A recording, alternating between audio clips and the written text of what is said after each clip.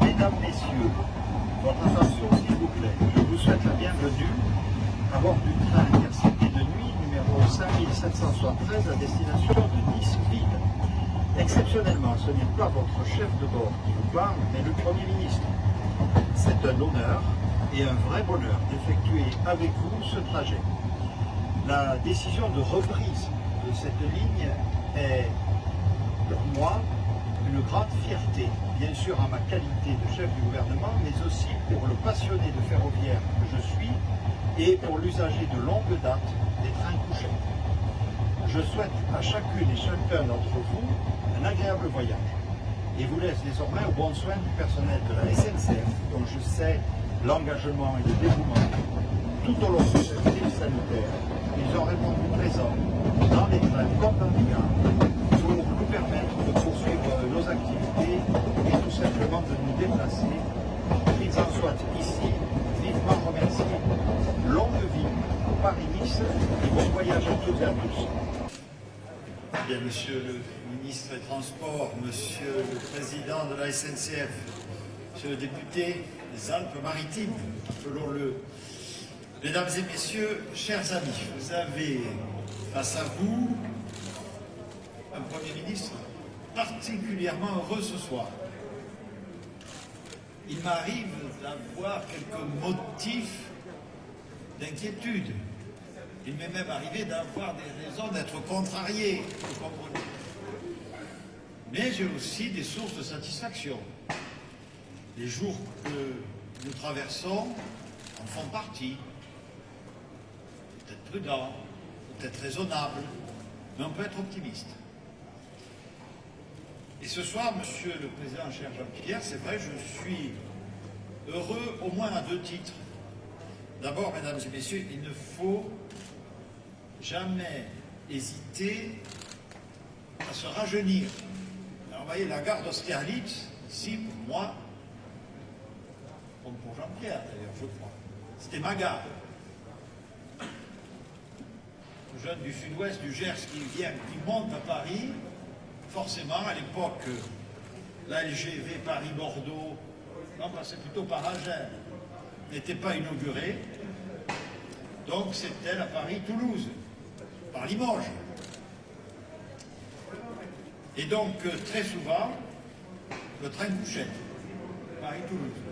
Ou lorsque j'allais sur mes terres des Pyrénées-Orientales, le Paris, la Tour de Carole, que les présidents de la SNCF successifs ont eu l'heureuse idée de maintenir.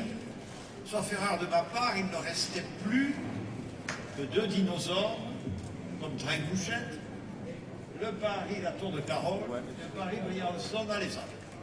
Bon. Voilà, donc on m'a dit, ah, ce soir il prend le train couchette, c'est un coup de com'. Mais pas vraiment, voyez-vous, parce que il y a longtemps que je connais, que j'ai expérimenté l'intérêt des trains de nuit. L'intérêt des trains de nuit. Pour toutes les raisons qu'a merveilleusement rappelé le président de la SNCF. Donc je suis vraiment heureux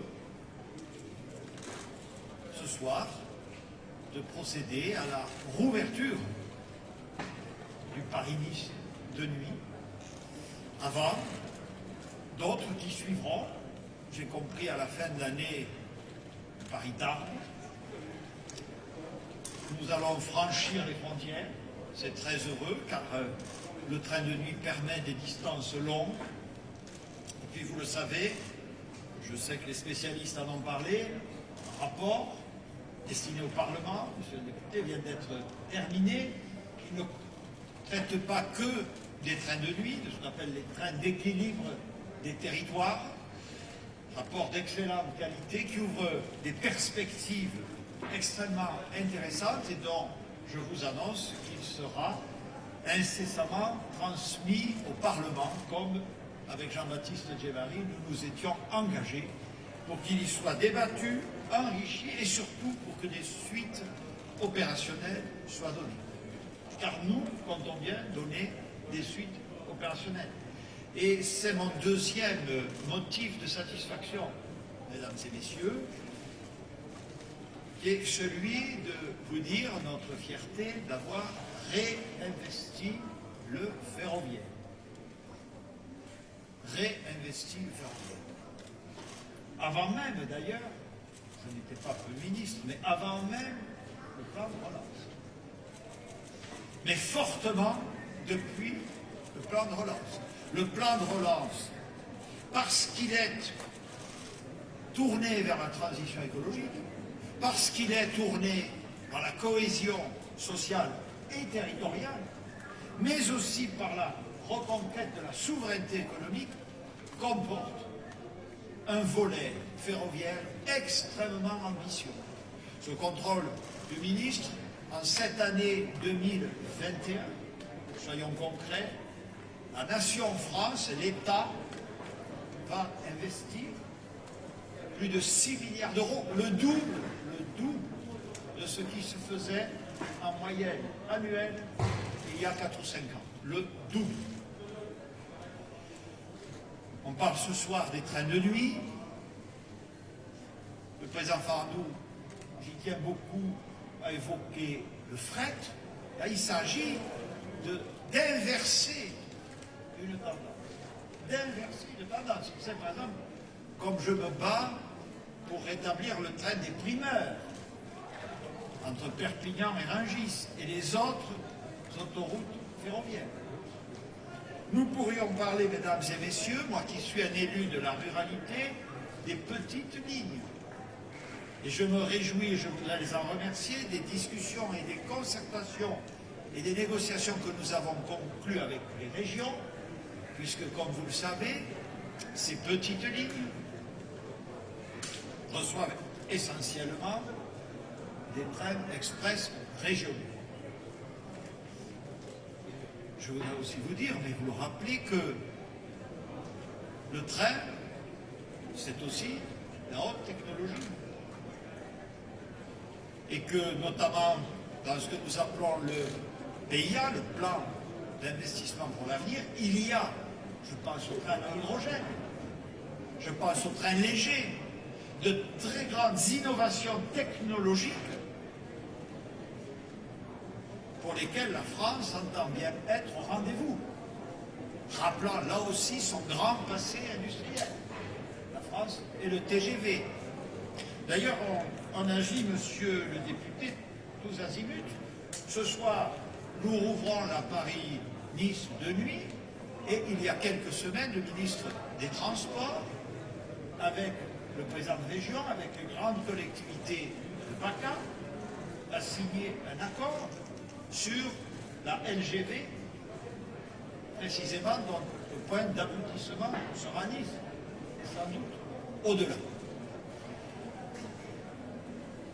Vous avez raison, monsieur le Président, investir dans le ferroviaire, c'est investir dans l'avenir. Et le message que nous adressons à nos concitoyens, en faisant cela maintenant, même si, je le répète, ces mouvements étaient déjà engagés, mais en les amplifiant, en leur donnant une dimension inédite. Nous disons aussi à nos concitoyens, au-delà de la gestion de cette crise qui nous occupe et qui n'est pas finie, nous leur disons, nous avons appris, nous avons compris que le monde de demain, celui que nous devons préparer et léguer à nos enfants, ne sera plus tout à fait le monde d'hier. Même si, et ce n'est qu'un paradoxe apparent, comme disent les philosophes, pour mieux le préparer, finalement, nous recréons, nous rouvrons ce soir des choses qu'on avait peut-être un peu trop rapidement sacrifiées. C'est ça, je crois, un grand peuple, au-delà de l'action de l'État et du gouvernement. C'est celui qui qui sait faire face au présent, mais tirer toutes les conséquences de ce qui se passe, en respectant son passé. Dans ces trains de nuit, il y a à la fois un parfum de nostalgie, mais il y a surtout, je le crois, un message d'avenir. Et je voudrais donc, Monsieur le Président, rendre hommage à l'entreprise SNCF dans toutes ses composantes, dont je veux dire ici la forte mobilisation derrière. Je veux aussi dire le rôle des cheminots, comme de tous les services publics pendant cette crise. Soyons fiers, mesdames et messieurs, du service public. Il a répondu présent dans toutes ses dimensions, y compris, évidemment, celui du transport, y compris, évidemment, celui du transport ferroviaire. Alors nous allons ensemble voyager. C'est heureux, demain matin, peut-être y aura-t-il quelques degrés de plus que sous cette dalle nouvelle de la gare d'Austerlitz. Et je forme avec vous le vœu, puisque tel est le choix de l'État et la décision du gouvernement, que cette rouverture nécessaire en appelle bien d'autres. Je vous remercie.